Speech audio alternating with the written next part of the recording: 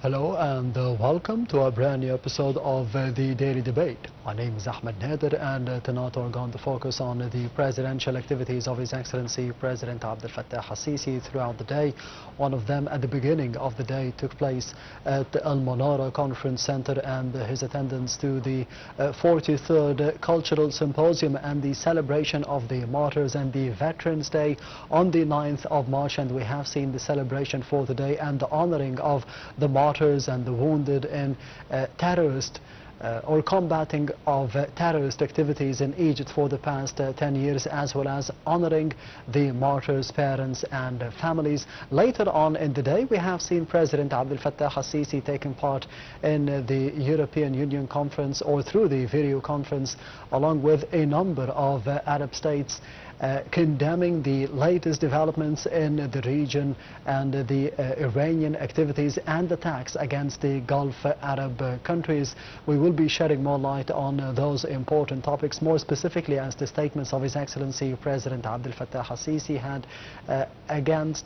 had been condemning the economic repercussions, the negative impact of the economic repercussions of the Iranian attacks against the Gulf Cooperation Council and the war between the United States, Israel on one side and Iran on the other side. And to be shedding more light on this important topic, I'm honored to be having with me in the studio for tonight Major General Osama Kabeer, the strategic expert and the advisor and consultant at the Staff and Command College. Thank you very much for being with us tonight. Thank you for your invitation. Appreciate that.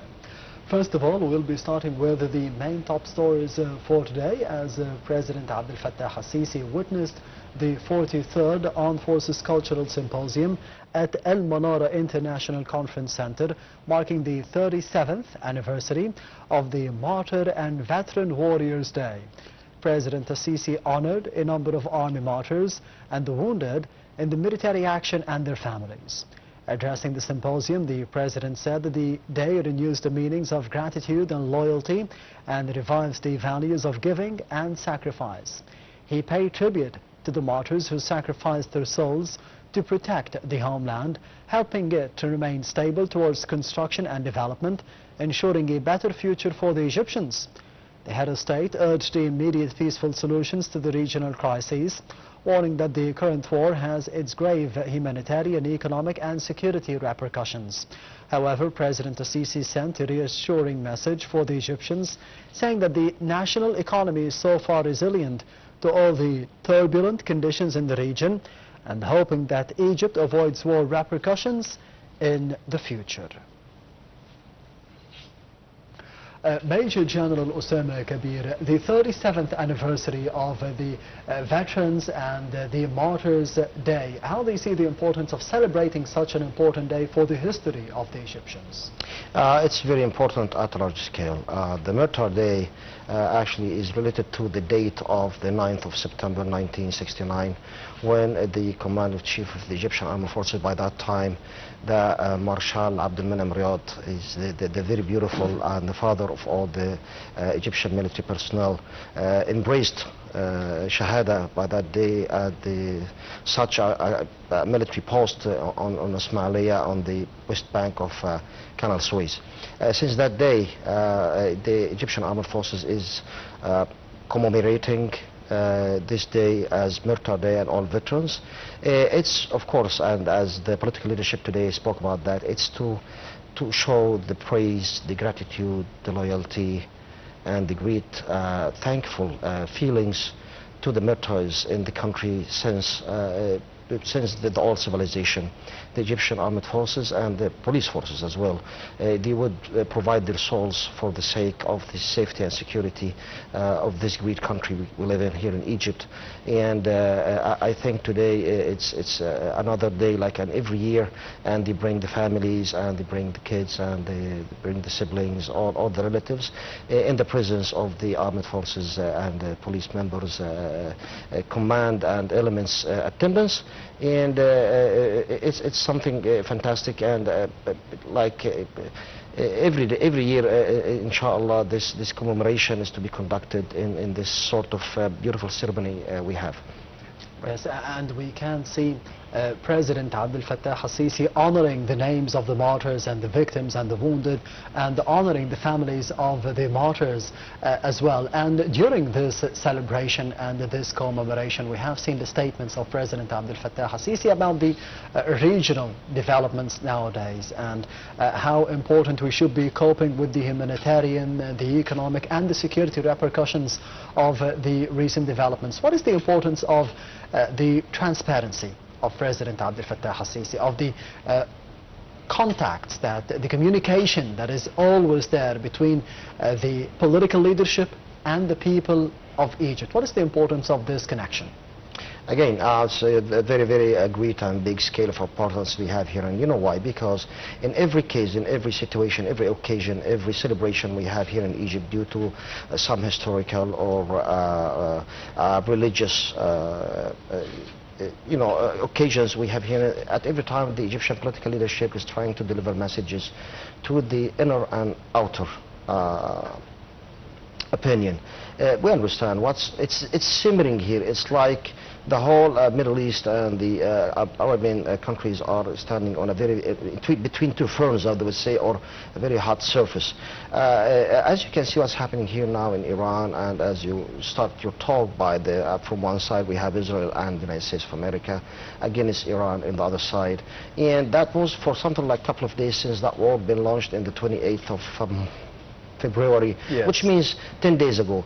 But today, if you can count how many countries are somewhat, in some way or another, directly or indirectly, involved in this, there are almost now 12 or 13 countries. Yes. Speak about 3 countries in the main problem, and you add 6 countries of the GCC, then you move to, got some rockets being launched to Cyprus. And at Cyprus there was a British naval post or something like that. Yes. And another one been dropped by the NATO air defenses, was going to Turkey, and other one been going to Azerbaijan. So the Houthis in Yemen are not involved up till now. The Hezbollah in Lebanon are involved already. So it's about 12 or 13 now different counterparts involved in that. So the Egyptian political leadership, they understand that this scale of this circle is enlarging rapidly, swiftly and very quickly, wider and wider, that it might, the fire will burn like much more countries now. So he's trying to deliver these messages, and he's calling in for the Egyptian for the diplomatic channel route. Yes. Let's bring everyone here on the table. Let's start talking about this. It's all is being hurt unless this war is stopped. And that's why he also conducted a video conference with the European Union by the presence of Ursula von der Leyen. She is the High Commissioner of the European Union, and Antonio Costa, the President of the European Union Council. And he said almost 60, 70, up to % of what he said within the commemoration of the Murder Day. Because economic domain, security domain, safety domain, demography domain, social domain, all is negatively affected due to this high escalating war which is taking place now in Iran and on the other side. Yes, and we move on to this important topic for today, as well as President Abdel Fattah al-Sisi took part in a video conference emergency meeting called for by the European Union to discuss the current regional developments. The meeting comprised the leaders of Egypt, Jordan, Lebanon, Syria, Iraq, Turkey and Azerbaijan, in addition to the officials from the Gulf Cooperation Council and the European Union Commission Chief and the European Council President. The meeting tackled the economic and the humanitarian repercussions of the current war, with the participants agreeing to hold closer coordination to de-escalate tensions in the region. Addressing the meeting, President al-Sisi reviewed the Egyptian vision with regards to the current regional developments. The President said that Egypt rejects the attacks on its Arab brothers, noting that the security is part and parcel of the Arab national security. He called on all the parties to practice self-restraint and solve the disputes through peaceful channels, being the right choice to achieve the aspired stability and security. President al-Sisi further warned against the economic repercussions of the regional escalation, citing the current disruption to the supply chains, energy, markets and navigational routes, especially in developing nations. The head of state hailed the European Union's role in solving the regional and the international crises and reiterated Egypt's keen interest in holding the intensified coordination with the European side to confront the common challenges. The attendees also stressed the necessity of settling the regional crises by peaceful means to restore stability to the Middle East, while rejecting any attacks that breach the sovereignty and territorial integrity of the Gulf countries, as well as Jordan and Iraq. One important statement through this meeting, as you mentioned, Major General Osama Kabeer, is that the security and the stability of the Arab states, of the Gulf Cooperation Council states, is a part and parcel of the Egyptian national security. What is the importance of this reassuring message from President Abdel Fattah al-Sisi to our brotherly countries neighboring us? Right. As you said, in the definition of the national security to any country, yes, it belongs to the country with its geopolitical borders and space. But however, there is what to be so-called also the countries of the security belt, which surrounds the country due to the province, to the ethnicity, or whatever it is. So when we look at the Middle East, and specifically the Arab worlds, 22 countries we have here in the Arab worlds, when Syria has been affected, Egypt is affected also, even after a long time. That's because Syria is locating in the security belt of Egypt. And that's why the Egyptian political leadership is trying to stress and emphasize here on the idea that we need to keep up the situation calm and to de-escalate the scale of this abrupt war, which took place like suddenly and surprised everyone, or otherwise that, as you said, the economy will be affected. The lines of communication due to the maritime economy, and speaking here about the blue economy, and the sustainable safety and stability for the nations within the countries. And as I told you, like every day will count much more even countries to be added to this pictorial image of what's happening. Yes. Have you heard that the supercarrier, the French supercarrier Charles de Gaulle, is moving now to the eastern of the Mediterranean Sea? Why? Yes. Because they have interests, and they need to keep up their interests in safe situation, and they need to get the status quo as quiet as they could get, convinced with that, to make sure that they wouldn't lose anything. And I would say that they're interested in Lebanon. Now, who's attacking Lebanon? Israel. I mean, it's very complicated again. So when you look at that, the Egyptian political leadership is calling the European Union because, as you understand, within the last 8 years, Egypt is very connected to the EU, to everyone in the country. But in the EU now we have some special sort of relation. And some countries in the EU now, they would say that Egypt is an unofficial member within the EU. Yes. And like every month we will find something unofficial, responsible characters and personalities from the EU. They conduct meetings whether with the Minister of Foreign Affairs or with the political leadership itself, and too many visits up and down, there and there. So yes, he's trying to pull them to the table, make sure that you have interest too, and your interests are in the Middle East, and as well as you have good relations also with one of the counterparts within this struggling, this war in Iran. He's trying to get things as much good as it could be quickly before it will blast off. And I hope that the audience will understand what I say, because it's obvious. This abrupt war, how can it end? When could it end? The last time it ended after 12 days. Today we're on the 10th day. We are leaning on this point. Thank you very much for that question. It was like started something like 8 months ago in June, and had been called the 12-day war by the United States of America, and they stopped it suddenly. So we hope through the diplomatic channel routes and the efforts provided by the Egyptian officials to drag and pull in everyone here, and they can end it like as they started, and they say we achieved our objectives. Okay, let's get to the table again, let's get to the Security Council. Now everybody forgot about Security Council, as well as everybody forgot about what's happening in Gaza or the West Bank. What about the agreement on 13th of October 2025 been signed in Sharm el-Sheikh? What about the plan provided by Donald Trump, President of the United States of America, to stop the war in Gaza, start the reconstruction of the devastated city?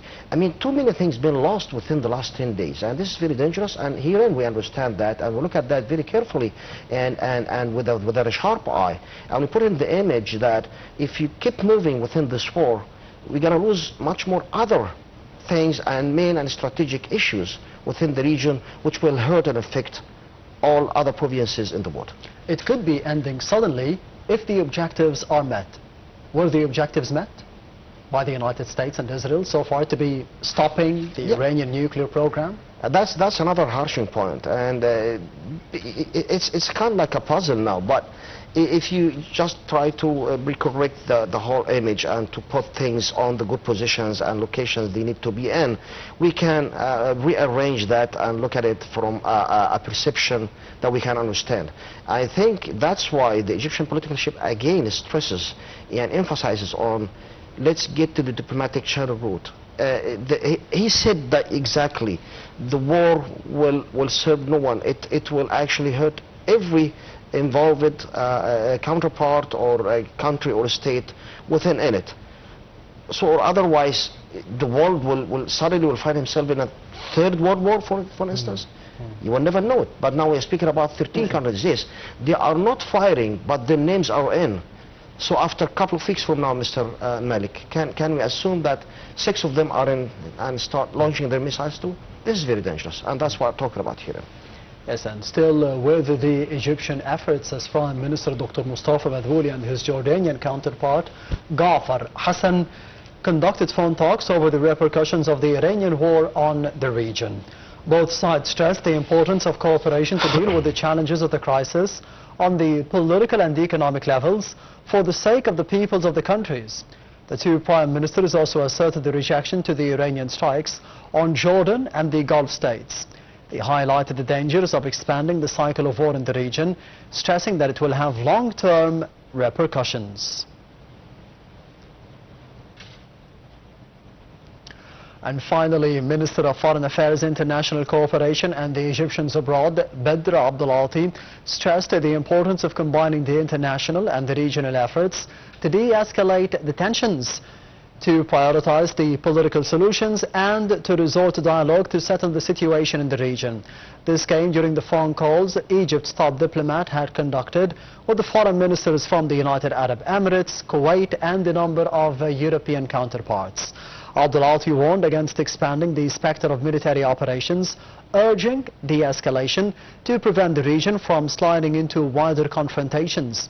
He expressed Egypt's full rejection and condemnation to target the sovereignty and the security of the Arab countries, saying that there is no pretext for such attacks and calling for an immediate halt to them.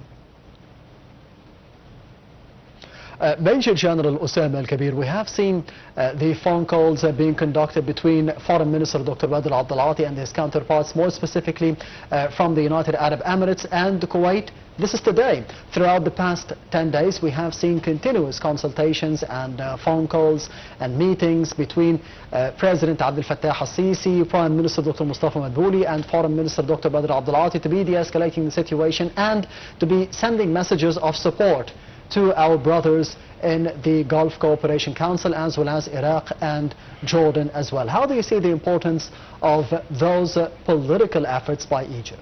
Very important, very essential, very intrinsic. You know why? Because it comes in the frame of the Egyptian exerted efforts through this issue.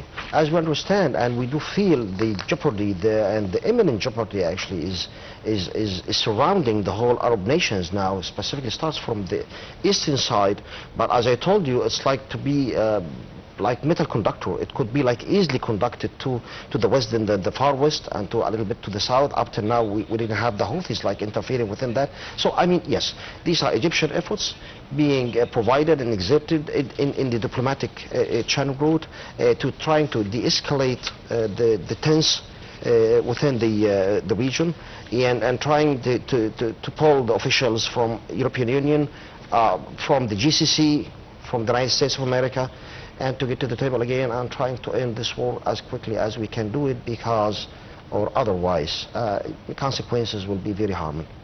Yes, and before speaking about the consequences, what are the mechanisms that could be applied by Egypt, by the other mediators, by the regional actors to be de-escalating the situation as soon as possible?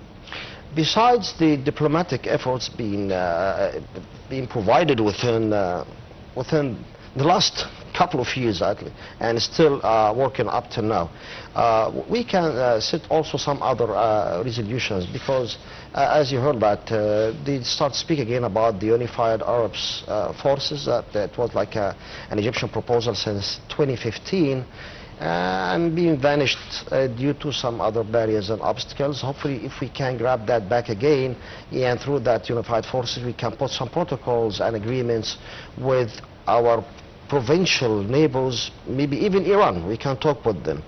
And through these mechanisms, I mean, because it's like very degrading and deteriorating quickly, but we are trying to raise that. We are trying to keep our paces as much faster than the war is taken. But however, let's see about if we do something like another meeting, maybe in a week or 2 weeks from now. Hopefully that we are speaking about, yes, we have depicted and detected a lower grade of tense of what's happening in the meantime, and hopefully we can see good mechanisms able and viable to be conducted on ground, and from which we can find some good resolutions to de-escalate this sort of war situation in the Middle East. Two main global actors like Russia and China, they have remained largely silent so far for the past 10 days. How do they see the situation, more specifically after Russia gained something throughout this conflict? Some economic restrictions have been lifted against Russia by the United States to be transferring and flowing the oil from Russia to India, to say the least. Do you think that they are gaining something, they are waiting for some gains from this conflict? Definitely right. As you can understand, that Russia has been imposed by something like 27,000 sanctions since they started the war in Ukraine in February 2022. And now I think the Russians' position is getting like, is winning and gaining much more benefits now, because also they have the gas, and now they can, if the European would ask the Russians to sell them the gas, or Russia will sell the gas to the Europeans, I think it will be duplicated for multiply how many? 3 times higher than the prices of the market. That's one. They are selling now to the Indians. The United States of America now are mad with the Indians because they spoke with them about the Russian oil and gas. And as we know about China, Chinese are pretty much quiet the way as they look, because they kept watching and observing the whole situation from above. If we would speak about something, is there a sort in between China and Iran, a sort of cooperation, or at least information cooperation, or military assets been provided from China to Iran within the last 8 years? It's not pretty much assured, it's not pretty much like up to now proven, but you know, some media were talking about that they have provided them some of the air defense, modernized air defense systems. They would speak about they have something like sort of information sharing. And but these two major powers are watching now. Both of them, I think, or one of them at least, gaining benefits. The other is watching, observing carefully, and I think they have something on mind and have some scenarios hidden according to what's be happening within the very near future. Speaking about the objectives of the United States and Israel, on the other hand, the retaliation by Iran, what could be stopping this conflict into be developing into, as you mentioned, a possible World War III and a deeper regional conflict? You know, Mr. Ahmed, the problem lies where? When they have this political objective from the perception of the United States of America, toppling off the Mullah regime and to diminish the range of the missiles and to end the nuclear program, yeah, that's a political objective. But when you look, he immobilized like 2 supercarriers groups. So 2 supercarriers within the Mediterranean Sea and the southern part of the Red Sea, which means a great massive military strike. So if you gotta solve this problem by military strike, you need to also to crystallize some of the military objectives. They are not clear. And nowadays we start hearing, unless you got to put some what they be so-called boots on grounds or troops on land, they would say that. That's the only way to achieve your political objective due to or relevant to or by using your military forces. And now I think the President of the United States, he spoke yesterday about he's thinking about sending some troops to be on ground in Iran, in the western side of Iran, start from the west to the mid a little bit, to make sure that they are observing and protecting the nuclear posts. This is very strange. So I think a military cooperation, a military operation, ground military operation, will be proceeded within the upcoming weeks. But that would be a great mistake, because Iran is different than Afghanistan, is different than Iraq, and I think they have army, they have ground army. It approaches a number of 950,000 military personnel, and they have divisions and brigades, and then they have tanks also, and they have missiles still. You will never know how much left from their missiles strategic reserve up to now, but gradually they are still shelling and launching missiles on 6-7 countries. So from the momentum of this military operation, you can see the Iranians, they still have some breath. The United States have something like the shortage in ammunition and something that we heard about that. The Congress trying to investigate that. So you need to get back to the table and let's get done with that. The boots on land, Israel had tried that for the past couple of days in Lebanon, and I think it has failed. You think it would be a bigger risk even for the United States to think about doing that within Iran? I don't think they would take it as risk. They will take the risk, but maybe the consequences they didn't calculate it in a quite calm and right way, in a righteous way. Try to think about the consequences. You would find they are very bad, they are very negative, they will affect you quickly. Specifically, you have some problems with your Congress as the lower chamber and the Senate as upper chamber. They start the investigation now. So, gentlemen, I mean, try to end this. It's not for the sake of any of yours or even your nations. The only way is get to the peace. What about the board of peace of Gaza? Who remembers that now? No one. Why we turned that? Why we diverted this, and we switched this thing quickly to Iran now? They need to listen to the Egyptian political leadership, by the way, if they are interested in. Yes, Major General Osama Kabeer, the strategic expert and the advisor and the consultant at the Staff and Command College. Thank you very much for being with us tonight on the Daily Debate. It was my pleasure. The pleasure is all mine. And we will be heading to the final report of the Daily Debate for tonight, focusing on the circumstances, according to the statements of His Excellency President Abdel Fattah al-Sisi, that could be resulted from the latest developments in the region and the U.S.-Israeli war against Iran and the retaliatory strikes from Iran against the GCC countries. We'll be having more details in the upcoming report. Thank you for watching and goodbye.